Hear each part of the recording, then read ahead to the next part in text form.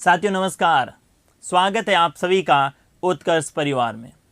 देखिएगा, शासन प्रणाली के बारे में अपन बात कर रहे हैं और आज का जो अपना सेशन रहेगा वो रहेगा भारत के संघीय स्वरूप के बारे में, अर्थात भारत की संघात्मक शासन प्रणाली की क्या क्या विशेषताएं हैं और भारत में संघात्मक शासन प्रणाली अपनाए जाने के क्या कारण रहे और वो कौन कौन से कारण हैं जिसके कारण संघात्मक शासन प्रणाली अपनाई गई, और वो संविधान का कौन सा वाद जिसमें सुप्रीम कोर्ट ने कहा कि किसी भी आर्टिकल में, भारतीय संविधान के किसी भी भाग में आप संशोधन कर सकते हैं, लेकिन अगर संघीय ढांचे में किसी प्रकार का बदलाव किया तो वो संविधान के मूल ढांचे के विपरीत होगा।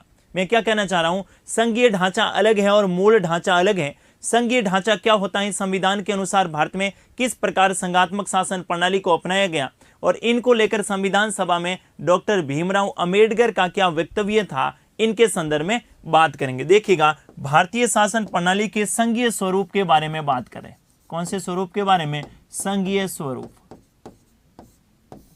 संघीय स्वरूप के बारे में बात करें तो आपको पता होगा कि भारत में जो है ये लोकतंत्र है, गणतंत्र है, जिसके बारे में आपने खूब डिस्कस किया है। साथ ही भारत में संसदीय शासन प्रणाली है, इनके बारे में भी अभी ने बात कर ली। लेकिन संसदीय शासन प्रणाली के साथ में भारत में कौन सा है, एकात्मक या संघात्मक? तो आप कौन सा कहेंगे? संघात्मक। देखिएगा, विश्व के 3 देशों की तुलना अगर अपन करें, कौन कौन से? भारत, ब्रिटेन और अमेरिका की, तो इनकी शासन प्रणाली या इनमें जो किस प्रकार की शासन व्यवस्था रहती है, इनको लेकर कई बार तुलनात्मक प्रश्न भी पूछा जा सकता है। तो आपको ध्यान में रखना है कि भारत में कौन कौन सी शासन प्रणाली को स्वीकार किया। अगर भारत के संदर्भ में बात करें तो भारत में आपको ध्यान में रखना है कि भारत में लोकतंत्र है, भारत में गणतंत्र है। लोकतंत्र का मतलब क्या? वह शासन प्रणाली जिसमें जनता की क्या हो, भागीदारी हो। वह शासन प्रणाली जिसमें जनता की भागीदारी हो उसे अपन लोकतंत्र कहते हैं, और भारत में शासन प्रणाली में जनता की भागीदारी होती है, इसे अपन लोकतंत्र कह सकते हैं। दूसरा शब्द मैंने लिखा गणतंत्र, और गणतंत्र का मतलब होता है कि जिस देश में राष्ट्राध्यक्ष जो है ये वंशानुगत न होकर निर्वाचित होता है, उस देश में क्या होता है, उस देश में गणतंत्र होता है। और भारत में भी राष्ट्रपति निर्वाचित होता है, वंशानुगत नहीं होता है। तीसरी अगर अपन बात करें तो भारत में जो है संसदीय शासन प्रणाली को अपनाया गया है।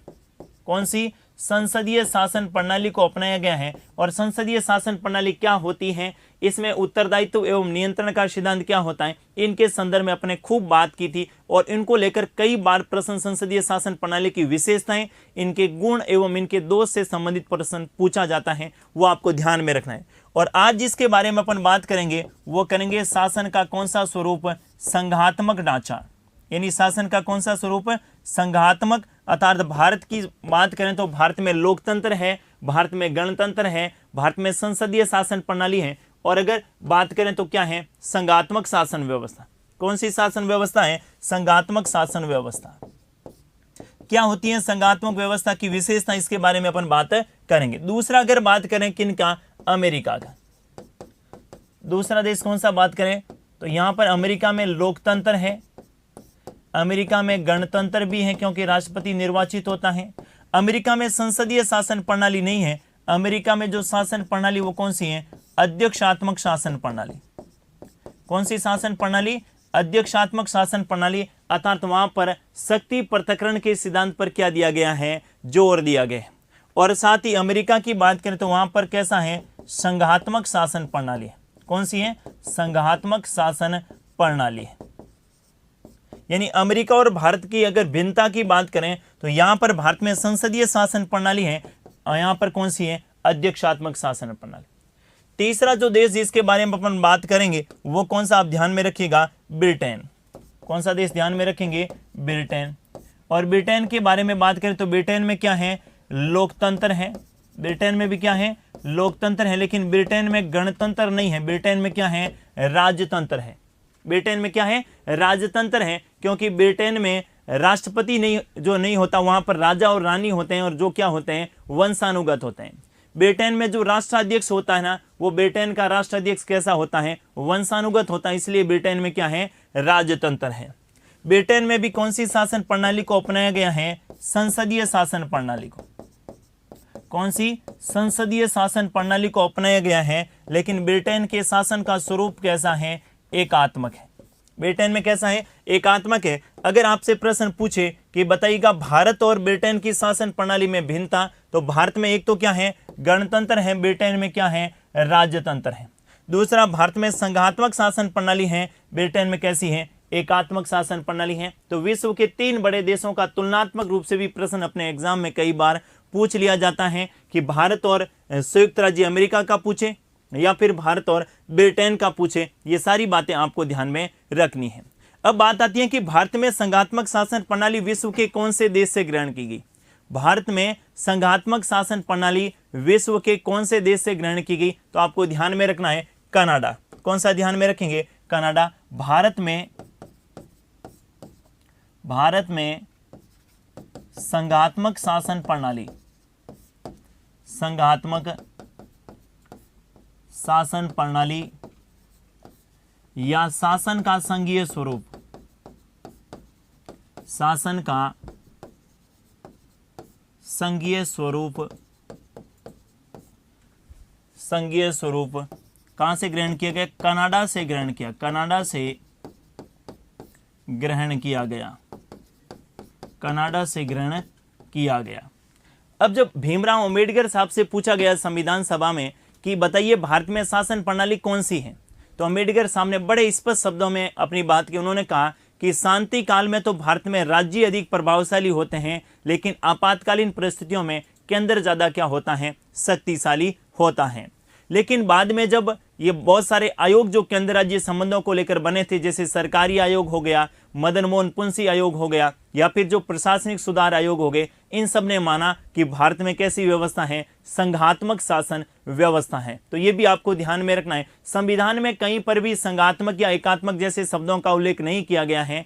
भारतीय संविधान के आर्टिकल 1 में, भारतीय संविधान के आर्टिकल 1 में लिखा है कि इंडिया दैट इज भारत, जो कि राज्यों का क्या होगा, संघ होगा। आर्टिकल 1 में क्या लिखा गया है कि इंडिया दैट इज भारत, जो कि राज्यों का संघ होगा। इनके अलावा भारतीय संविधान में कहीं पर भी संघात्मक या एकात्मक जैसी बातें उल्लेखित नहीं की गई हैं। यह भी आपको ध्यान में रखना। देखिएगा जरा, भारतीय संविधान के अनुच्छेद 1 में, भारतीय संविधान के अनुच्छेद 1 में क्या लिखा गया है कि इंडिया जो कि भारत है, इंडिया जो कि भारत है, और ये क्या होगा, राज्यों का संघ होगा, राज्यों का क्या होगा, संघ होगा। आपसे प्रश्न पूछा जा सकता है कि भारत है राज्यों का संघ या भारत एकात्मक या संघात्मक। देखिए, एकात्मक और संघात्मक जैसी बात भारतीय संविधान में कहीं पर भी उल्लेखित नहीं की गई है। आर्टिकल 1 जिसमें भारत के परिचय के बारे में बात की गई और वहां पर उल्लेख किया गया है कि इंडिया जो कि भारत है और ये क्या होगा, राज्यों का संघ होगा। क्या होगा, राज्यों का संघ होगा। और यहां पर संघ के लिए कौन सा शब्द काम में लिया गया, यहां पर संघ के लिए यूनियन शब्द काम में लिया गया। कौन सा शब्द काम में लिया गया है, यूनियन शब्द काम में लिया गया है। और यूनियन का मतलब है कि भारत में राज्य बिना किसी समझौते के तहत आपस में जुड़े हुए हैं। भारत में जितने भी स्टेट हैं ये बिना किसी समझौते के तहत आपस में जुड़े हुए हैं। और दूसरा, राज्यों को केंद्र से पृथक होने की शक्ति प्राप्त नहीं है। राज्य कभी भी केंद्र से पृथक नहीं हो सकते, ये भी आप ध्यान में रख सकते हैं। तो राज्यों का संघ है, लेकिन संघ के लिए कौन सा शब्द काम में लिया गया है, यूनियन शब्द काम में लिया गया है। कौन सा शब्द, यूनियन शब्द काम में लिया गया है। इसका मतलब भारतीय संविधान में कहीं पर भी संघात्मक शासन व्यवस्था जैसे शब्दों का उल्लेख नहीं किया गया है। लेकिन जब अपनी इनकी विशेषताओं के बारे में पढ़ते हैं, जैसे शक्तियों का विभाजन है, कुछ ऐसी विशेषताओं को जब अपन पढ़ते हैं ना, तो ऐसा मालूम होता है, ऐसा पता चलता है कि भारत में जो है कौन सी शासन प्रणाली है, संघात्मक शासन प्रणाली है। और आज के इस सेशन में हम उन विशेषताओं के बारे में डिस्कस करेंगे जो संघात्मक शासन प्रणाली के स्वरूप को क्या करती हैं, दर्शाती है। देखिए जरा, अंबेडकर साहब के संदर्भ में कई बार प्रश्न पूछा जाता है। डॉक्टर भीमराव अम्बेडकर, डॉक्टर भीमराव अम्बेडकर, और अम्बेडकर साहब को भारतीय संविधान का जनक कहा जाता है। अम्बेडकर साहब ने क्या कहा, अम्बेडकर साहब ने कहा कि भारत का शासन प्रणाली, आप यूं कहें, भारत में शांति काल में राज्य अधिक प्रभावी होते हैं, राज्य अधिक शक्तिशाली होते हैं, लेकिन लेकिन आपातकालीन परिस्थितियों में आपातकालीन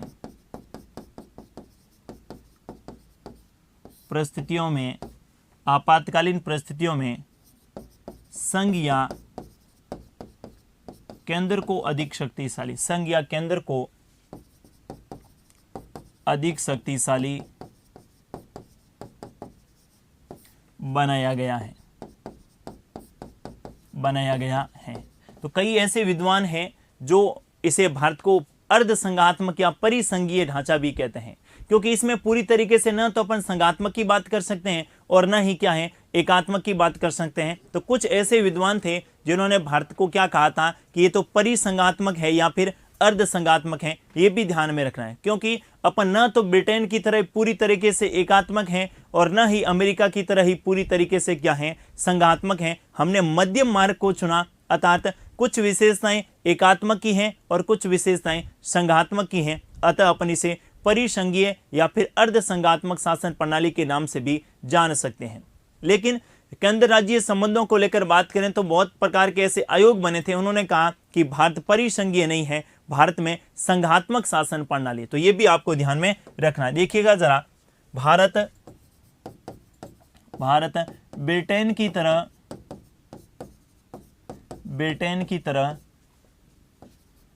न तो पूर्ण रूप से एकात्मक है, एवं न ही देखिएगा अमेरिका की तरह संघात्मक है। अतः भारत को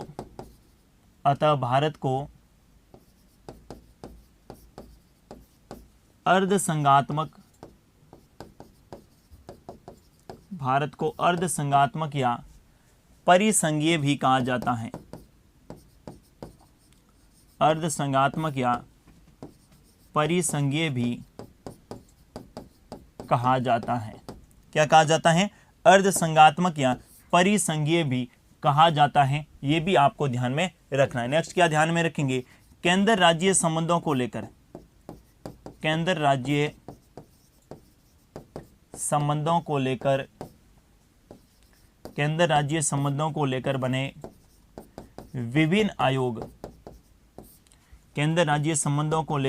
बने विभिन्न आयोग, जैसे सरकारी आयोग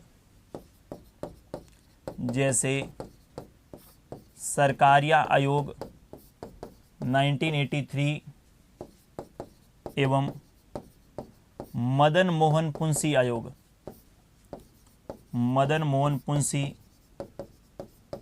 आयोग 2007। मदन मोहन पुंसी आयोग 2007 ने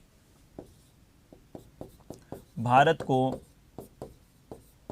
संघात्मक का, क्या कहा? भारत को संघात्मक का। यह भी प्रश्न कई बार पूछा जाता है कि केंद्र राज्य संबंधों को लेकर, क्योंकि केंद्र राज्य संबंध भी हमने कहां से लिए हैं? कनाडा से।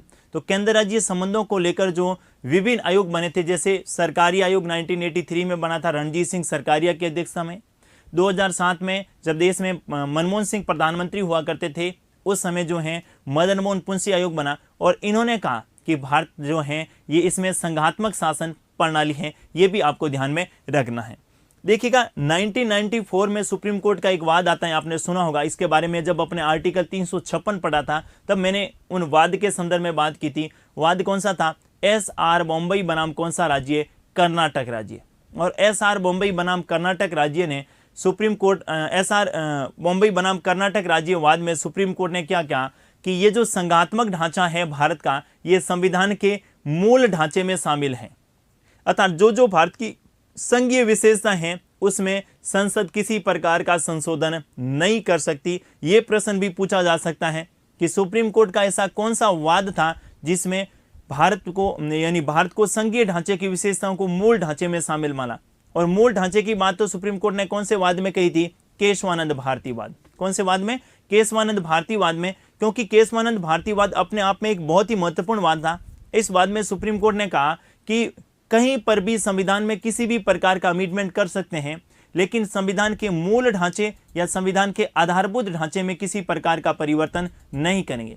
जब सुप्रीम कोर्ट से पूछा गया कि बताइएगा कौन कौन सा संविधान का मूल या आधारभूत ढांचा है, सुप्रीम कोर्ट ने कहा इसकी व्याख्या अभी नहीं की जा सकती, इसकी व्याख्या समय समय पर की जाएगी। और 1994 में संघात्मक ढांचे को संविधान के मूल ढांचे में शामिल माना। कौन से वाद में? SR बॉम्बई बनाम कौन सा राज्य? कर्नाटक राज्य। देखिए जरा, SR बॉम्बई बनाम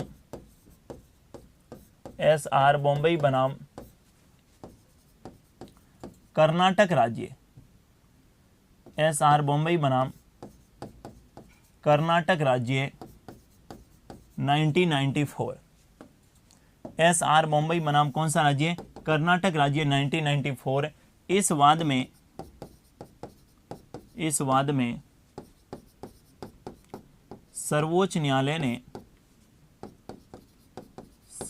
न्यायालय ने भारत के संघीय ढांचे को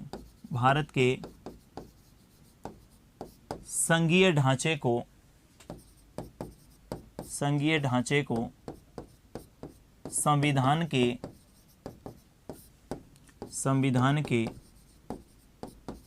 मूल ढांचे में शामिल माना। भारत के संघीय ढांचे को संविधान के मूल ढांचे में शामिल माना। और मूल ढांचे की बात करें तो मूल ढांचे में आप ध्यान में रखिएगा कौन सा वाद? केशवानंद भारती। कौन सा वाद?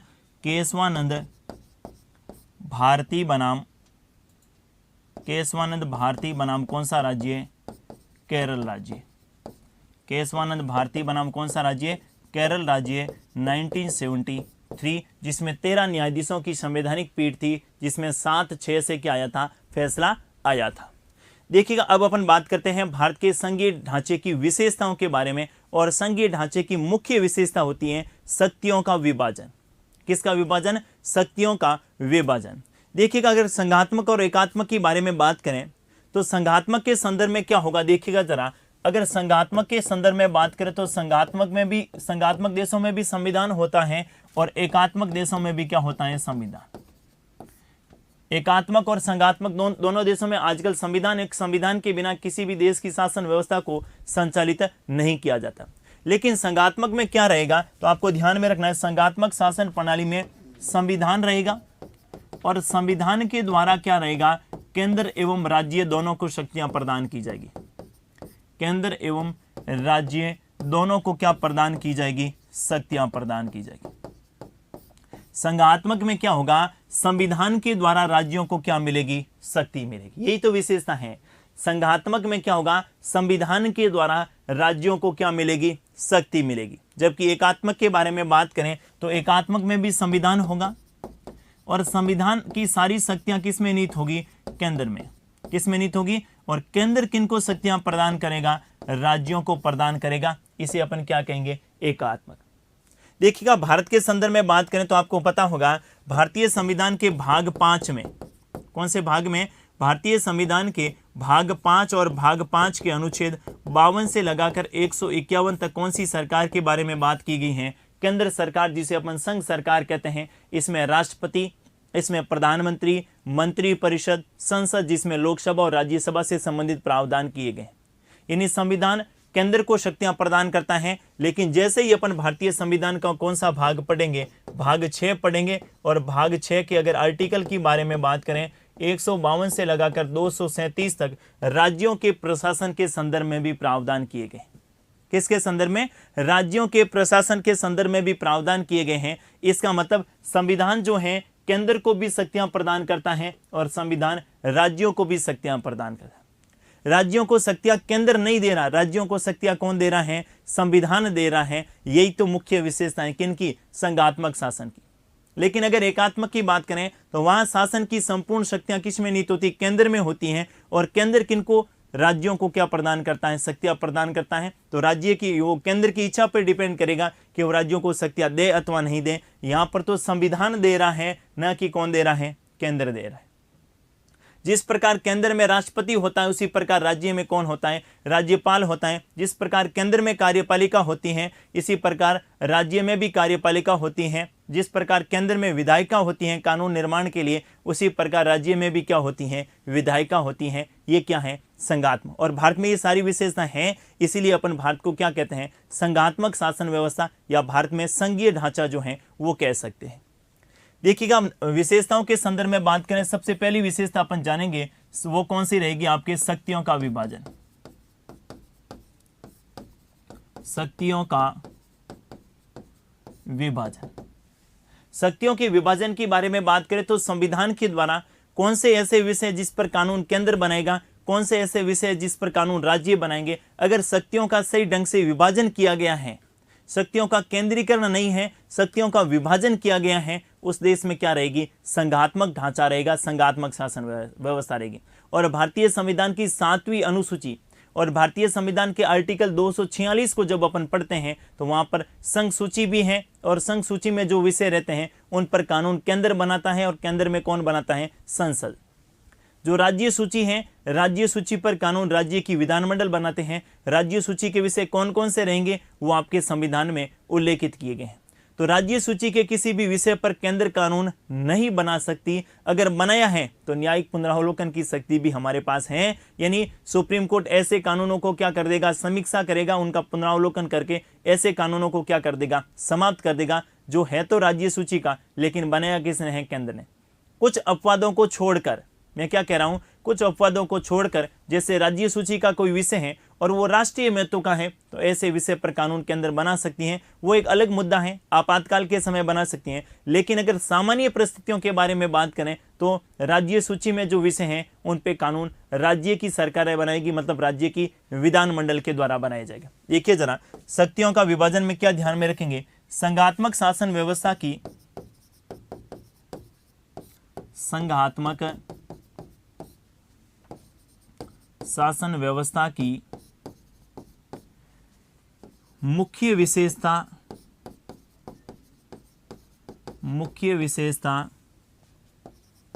यही होती है कि इसमें केंद्र एवं राज्य, इसमें केंद्र एवं राज्य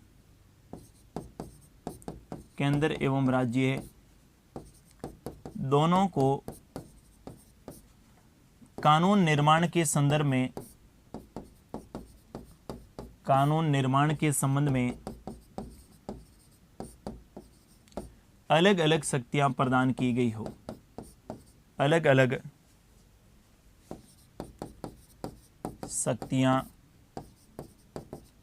प्रदान की गई हो, अलग अलग शक्तियां प्रदान की गई हो। और जब अपन भारत के संविधान के आर्टिकल 246 को देखते हैं तो 246 में क्या दे रखा है, एक तो दे रखी है कौन सी सूची, संघ सूची, दूसरी कौन सी, राज्य सूची, और तीसरी कौन सी, समवर्ती सूची। देखिएगा जरा, सबसे पहले इसमें कौन सी सूची है, संघ सूची, कौन सी, संघ सूची।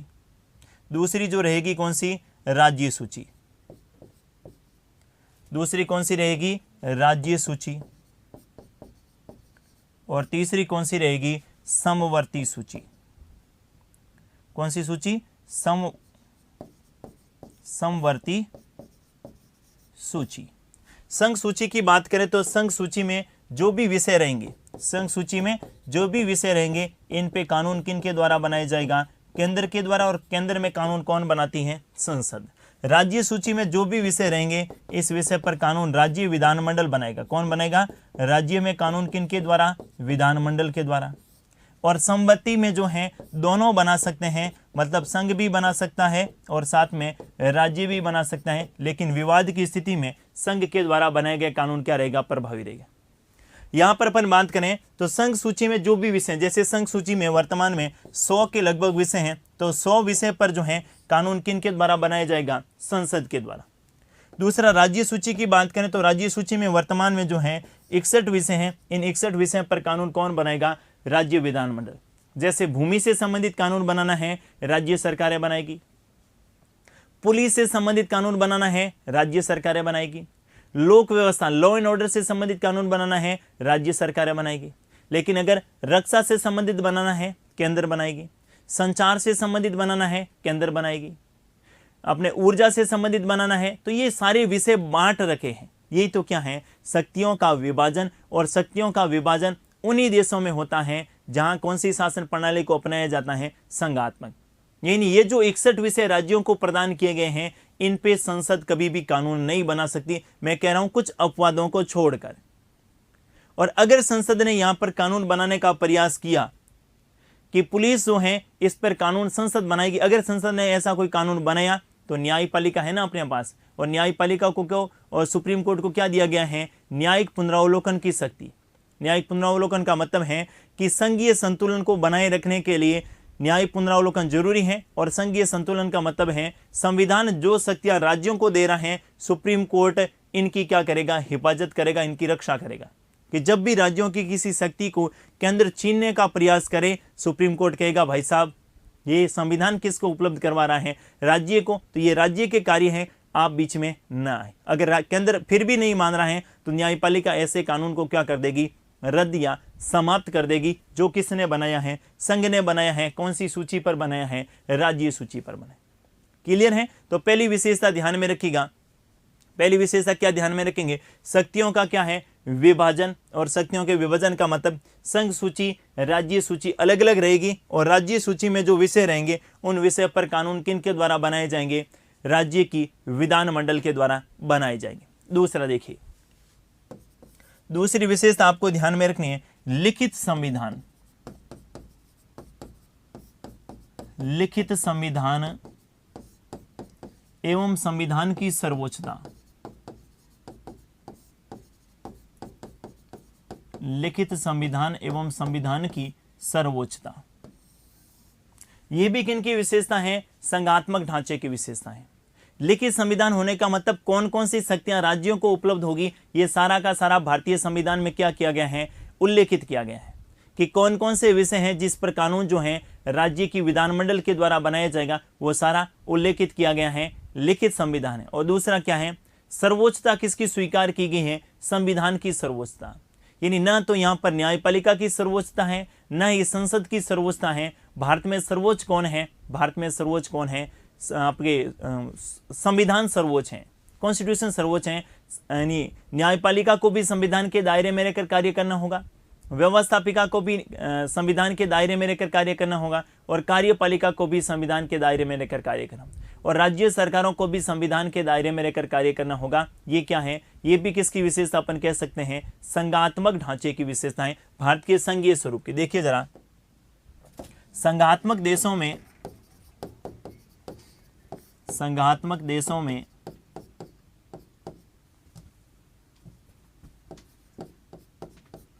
सामान्यतः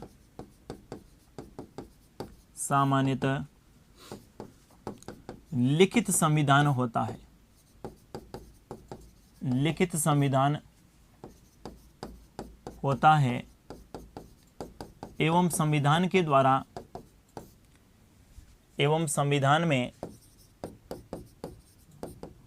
संघ एवं राज्यों को अलग अलग शक्तियां उपलब्ध करवाई जाती हैं, एवं साथ ही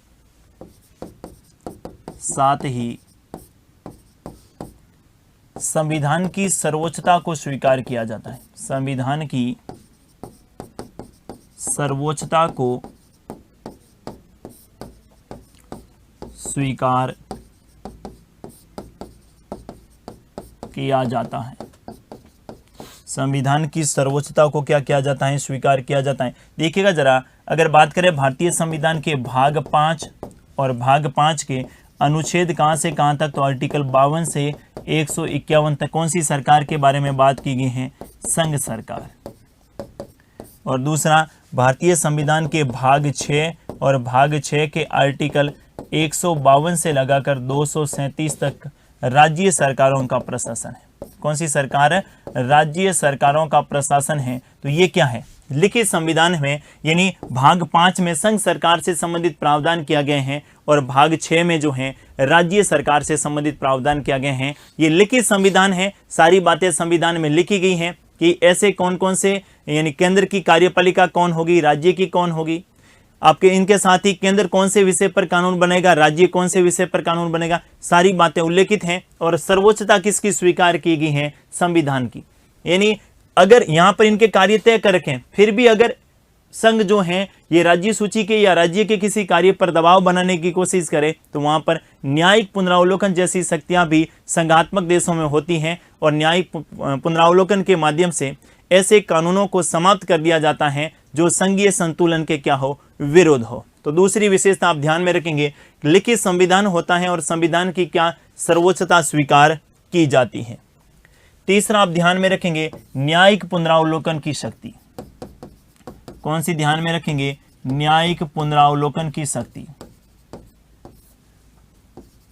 न्यायिक पुनरावलोकन की शक्ति। देखिएगा, भारतीय संविधान में कहीं पर भी किसी भी आर्टिकल में न्यायिक पुनरावलोकन जैसे शब्दों का उल्लेख नहीं किया गया है, लेकिन कुछ ऐसे आर्टिकल हैं जो सुप्रीम कोर्ट को न्यायिक पुनरावलोकन और हाई कोर्ट को न्यायिक पुनरावलोकन की शक्ति प्रदान करते हैं। यानी संसद, क्योंकि न्यायिक पुनरावलोकन क्यों जरूरी है, संविधान की सर्वोच्चता को बनाए रखने के लिए, संघीय संतुलन को बनाए रखने के लिए न्यायिक पुनरावलोकन का होना बेहद ज्यादा आवश्यक है। देखिएगा जरा, क्या ध्यान में रखेंगे, भारतीय संविधान में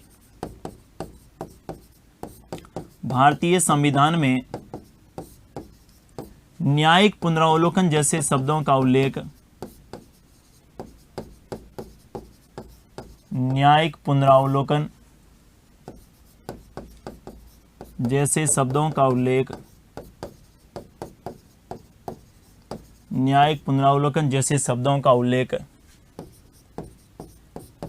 नहीं किया गया है, न्यायिक पुनरावलोकन जैसे शब्दों का उल्लेख नहीं किया गया है। लेकिन कुछ ऐसे अनुच्छेद, कुछ अनुच्छेद उल्लेखित हैं, कुछ अनुच्छेद उल्लेखित हैं जो सर्वोच्च न्यायालय एवं उच्च न्यायालय को, जो सर्वोच्च न्यायालय एवं उच्च न्यायालय को, सर्वोच्च न्यायालय एवं उच्च न्यायालय को न्यायिक पुनरावलोकन की, न्यायिक पुनरावलोकन की शक्ति प्रदान करते हैं, शक्ति प्रदान करते हैं। जैसे कुछ आर्टिकल में एग्जाम्पल के तौर पर ले रहा हूं, जैसे आर्टिकल 13 हो गया, आर्टिकल 32 हो गया, आर्टिकल 226 हो गया।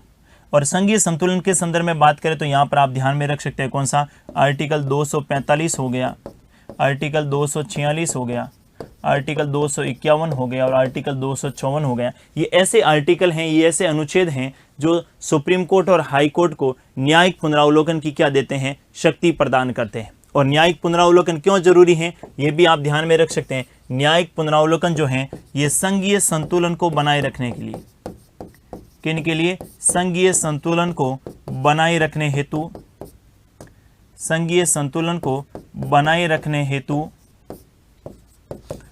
रखने हेतु एवं संविधान की सर्वोच्चता को बरकरार रखने हेतु, एवं संविधान की सर्वोच्चता को बनाए रखने हेतु, संविधान की सर्वोच्चता को बनाए रखने हेतु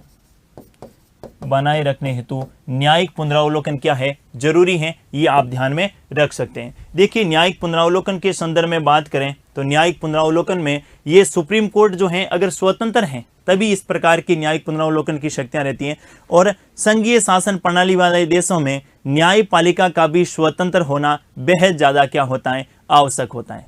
तो देखिए, विशेषताओं में अगली विशेषता अपन बात करें तो आप ध्यान में रख सकते हैं कौन सी, स्वतंत्र न्यायपालिका। कौन सी न्यायपालिका, स्वतंत्र न्यायपालिका। स्वतंत्र न्यायपालिका कैसे, तो स्वतंत्र न्यायपालिका में आपको ध्यान में रखना है कि न्यायपालिका पर कार्यपालिका के द्वारा या व्यवस्थापिका के द्वारा किसी प्रकार का कोई दबाव नहीं हो। और भारतीय संविधान के भाग 5 में सुप्रीम कोर्ट का प्रावधान किया गया है और सुप्रीम कोर्ट को और सुप्रीम कोर्ट के न्यायाधीशों को स्वतंत्र रूप से निर्णय किस प्रकार करें, अर्थात उनके लिए कुछ ऐसे प्रावधान कर रखे हैं जिससे सर्वोच्च न्यायालय के न्यायाधीश जो हैं वो स्वतंत्र रहकर क्या कर सके, निर्णय कर सके, सरकार या किसी भी राजनीतिक दल के दबाव में आकर निर्णय नहीं करे। वो कौन कौन से प्रावधान हैं जिसे अपन कह सकते हैं कि भारत में संघात्मक शासन व्यवस्था है, क्योंकि यहाँ पर न्यायपालिका कैसी है, स्वतंत्र है। देखिए, ये स्वतंत्र न्यायपालिका का कंसेप्ट भी हमने कहां से लिया है, अमेरिका से लिया है। स्वतंत्र न्यायपालिका का कंसेप्ट भी हमने कहां से लिया है, अमेरिका से लिया है। ये भी आप ध्यान में रख सकते हैं। देखिएगा जरा, स्वतंत्र न्यायपालिका का क्या मतलब हुआ। स्वतंत्र न्यायपालिका का मतलब हुआ कि स्वतंत्र न्यायपालिका में न्यायपालिका कार्यपालिका एवं व्यवस्थापिका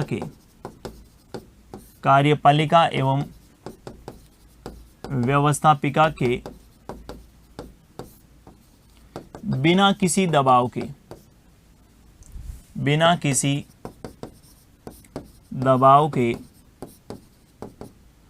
के स्वतंत्र रहकर कार्य कर सके। देखिएगा, इनमें सबसे पहले अपन बात करें न्यायाधीशों की नियुक्ति के संदर्भ में। भारत में न्यायाधीशों की नियुक्ति कौन करता है, न्यायाधीशों की नियुक्ति कौन करता है, राष्ट्रपति करता है। कौन करता है, राष्ट्रपति करता है। लेकिन राष्ट्रपति अपने मन से किसी भी न्यायाधीश की नियुक्ति नहीं कर सकता, न तो हाई कोर्ट में कर सकता है और न ही सुप्रीम कोर्ट में कर सकता है। राष्ट्रपति किसकी सिफारिश पे करेगा, कॉलेजियम की।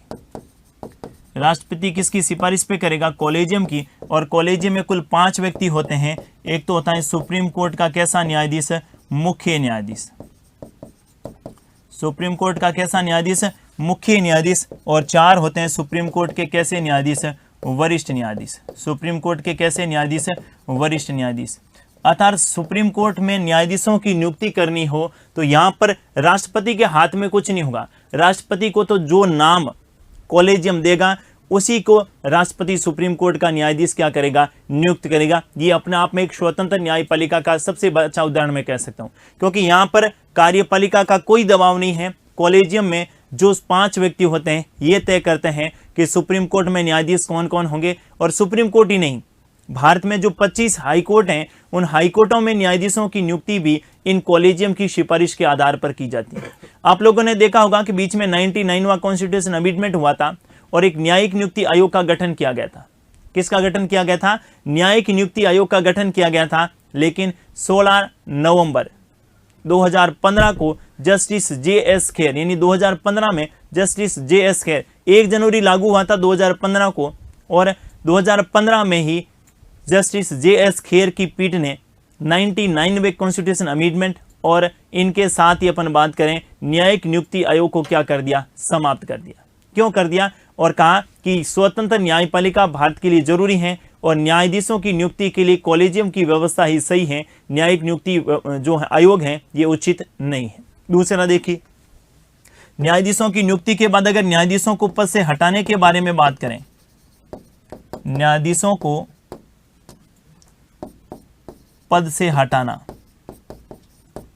न्यायाधीशों को पद से हटाना, न्यायाधीशों को पद से हटाने के संदर्भ में बात करें तो न्यायाधीशों को पद से हटाया किनके द्वारा जाता है, संसद के द्वारा। किनके द्वारा, संसद के द्वारा। लेकिन संसद के हटाने से पूर्व क्या बनती है भाई, जांच समिति।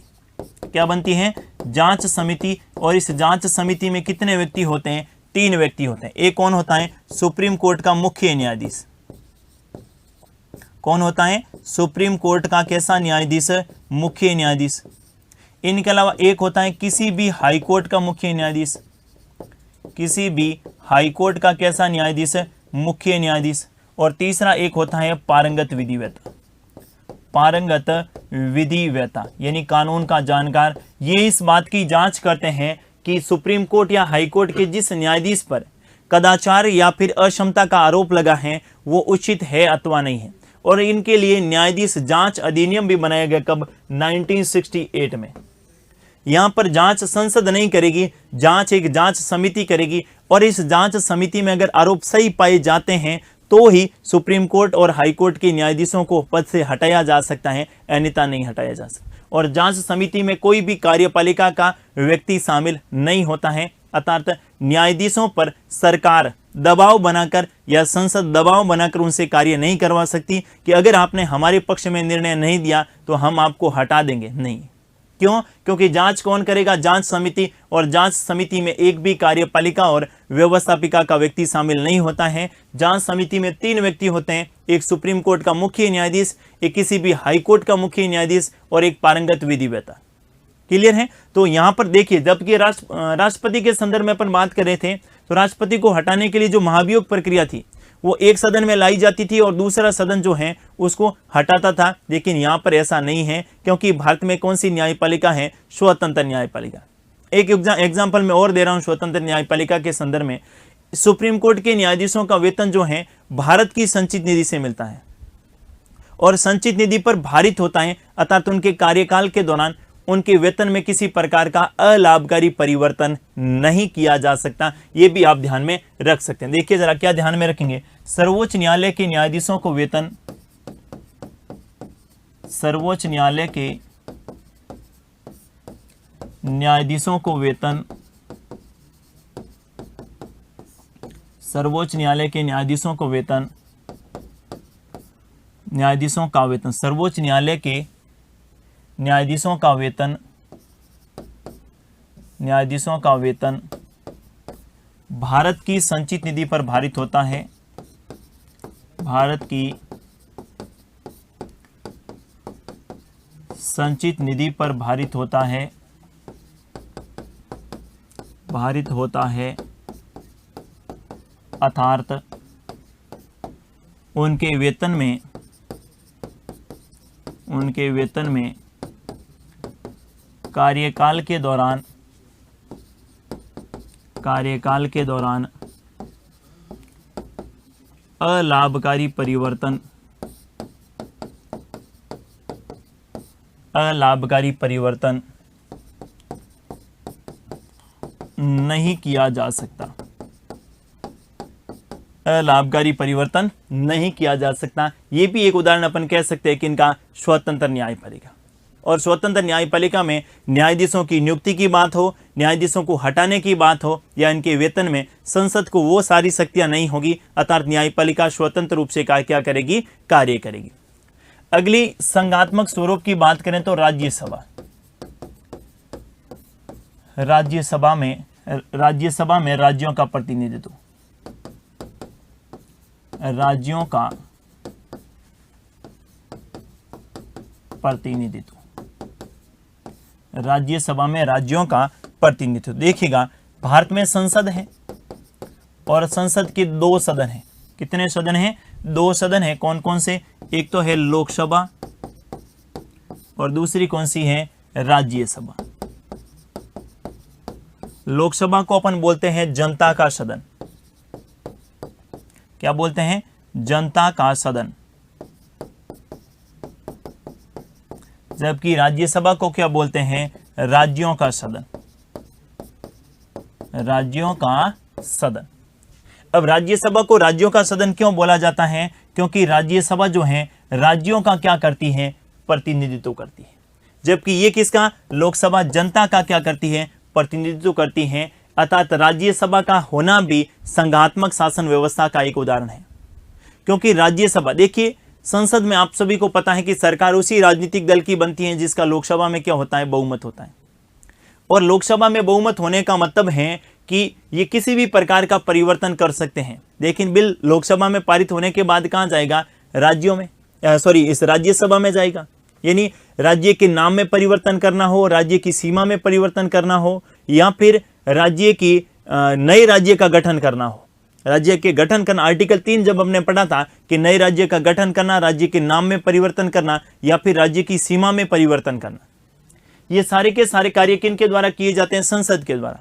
और संसद में, लोकसभा में बहुमत सरकार का रहता है, तो सरकार के चाहने से नए राज्य का गठन नहीं होगा जब तक वो राज्यसभा उस पर क्या प्रदान नहीं कर दे, स्वीकृति प्रदान नहीं करे। तो राज्यों के गठन, क्योंकि राज्यसभा किसका जो है प्रतिनिधित्व करती है? राज्यों का। राज्यसभा के सदस्यों के चुनाव में भाग कौन लेते हैं? संबंधित राज्य की विधानसभा के निर्वाचित सदस्य। संबंधित राज्य की विधानसभा के कैसे सदस्य? निर्वाचित सदस्य। यानी राजस्थान की बात करें तो राजस्थान में राज्यसभा की 10 सीटें हैं, तो उन पर भाग कौन लेगा? उनके चुनाव में भाग कौन लेगा? राजस्थान विधानसभा के जो 200 मेंबर हैं, जो एमएलए हैं, वो उनके चुनाव में क्या लेंगे? भाग लेंगे। और ये 10 के 10 जो राज्यसभा के सांसद हैं, ये पूरे राजस्थान का प्रतिनिधित्व करते हैं। क्या करते हैं?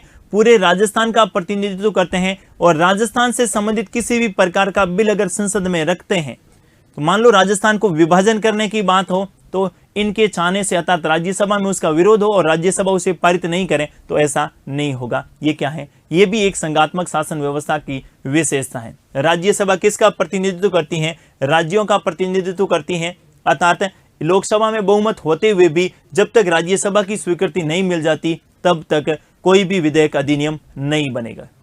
कोई भी विधेयक अधिनियम नहीं बनेगा, ये आपको ध्यान में रखना है। और विशेषकर जो राज्यों के संदर्भ में रहते हैं, उनमें तो इनको शक्तियां प्रदान की गई हैं। जैसे नए राज्य का गठन करना हो, राज्य की सीमा में परिवर्तन करना हो, राज्य के नाम में परिवर्तन करना हो, इसमें लोकसभा को जो शक्ति प्राप्त है, वही समान शक्ति किसको प्राप्त है? राज्यसभा को प्राप्त है।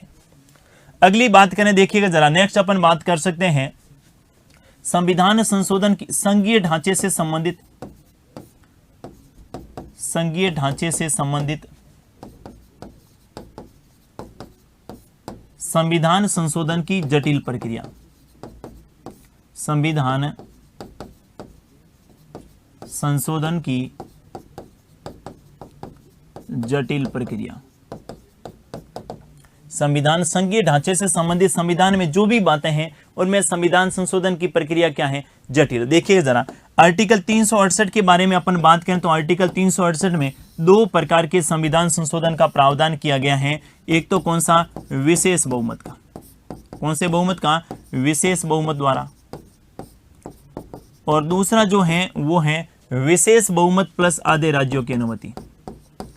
विशेष बहुमत प्लस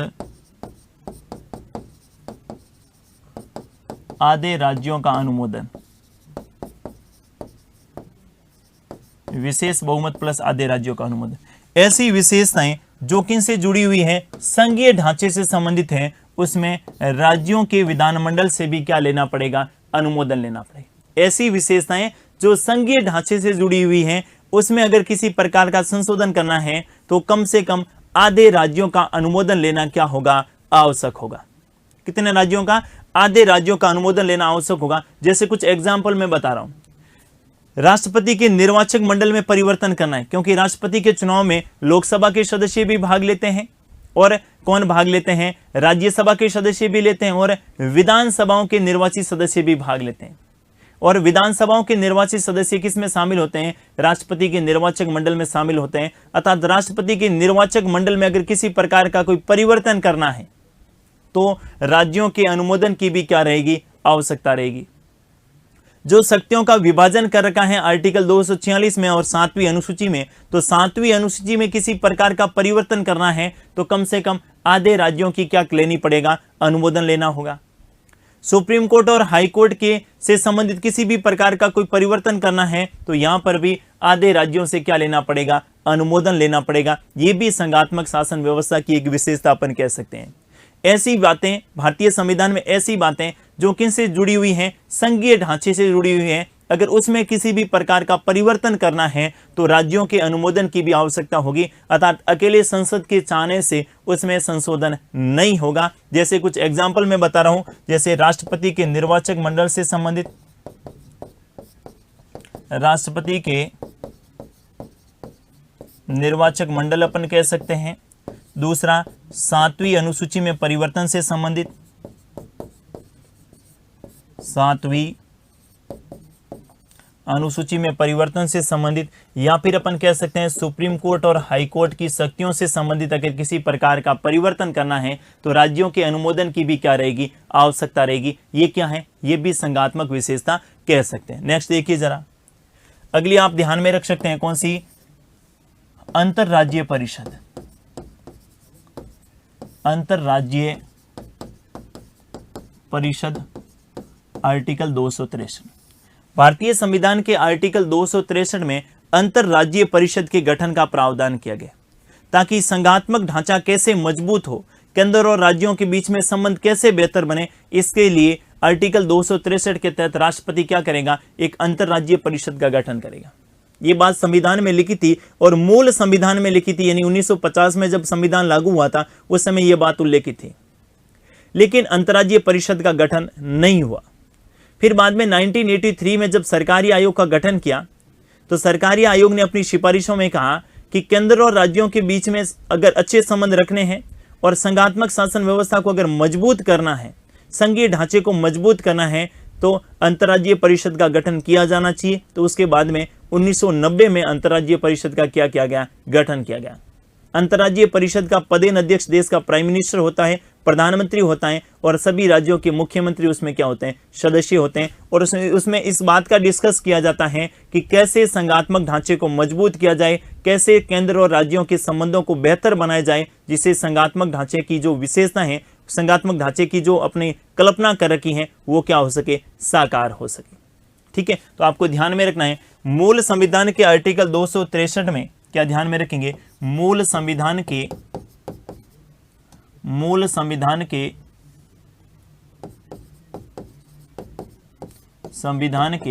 अनुच्छेद 263 में राष्ट्रपति के द्वारा अंतरराज्यीय परिषद के गठन की बात कही गई थी। अंतरराज्यीय परिषद के गठन का प्रावधान था। अंतरराज्यीय परिषद के गठन का प्रावधान था। एक्ट आप ध्यान में रखेंगे 1983 में गठित 1983 में केंद्र राज्य संबंधों को लेकर गठित सरकारिया आयोग ने संघीय ढांचे को मजबूत करने हेतु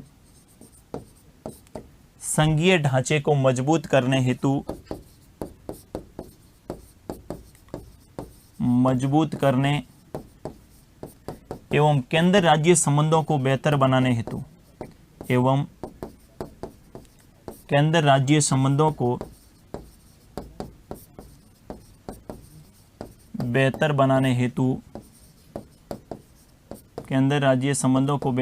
हेतु अंतरराज्यीय परिषद के गठन की बात कही।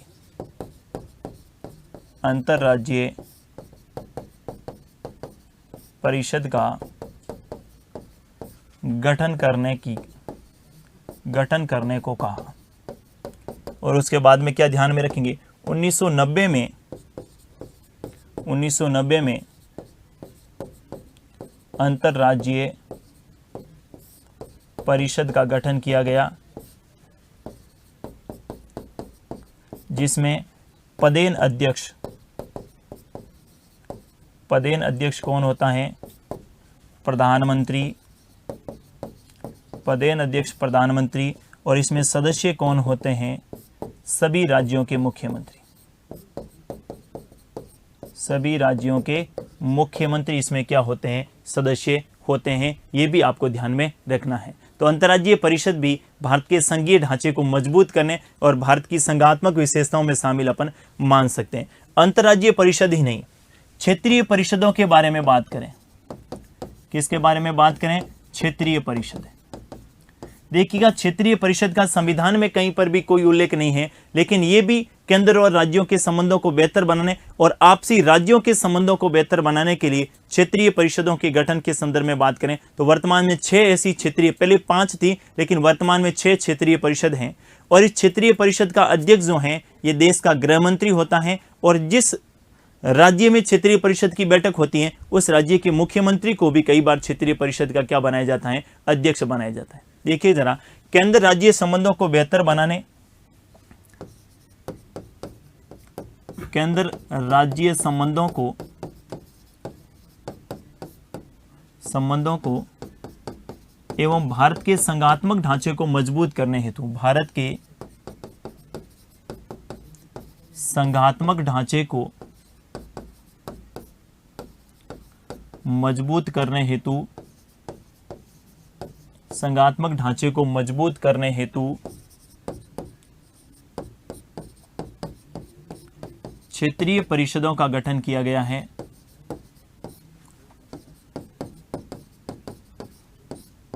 क्षेत्रीय परिषदों का गठन किया गया है। इन क्षेत्रीय परिषदों का संविधान में उल्लेख नहीं, ये ध्यान में रखिएगा। क्षेत्रीय परिषदों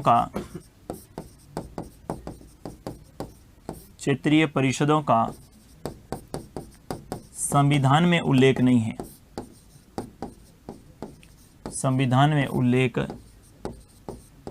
नहीं है। क्षेत्रीय परिषदों का भारतीय संविधान में कोई उल्लेख नहीं है, लेकिन अंतर्राज्यीय परिषदों का जो है उनका अंतर्राज्यीय परिषद का संविधान में उल्लेख किया गया है। कौन से आर्टिकल में? 263 में।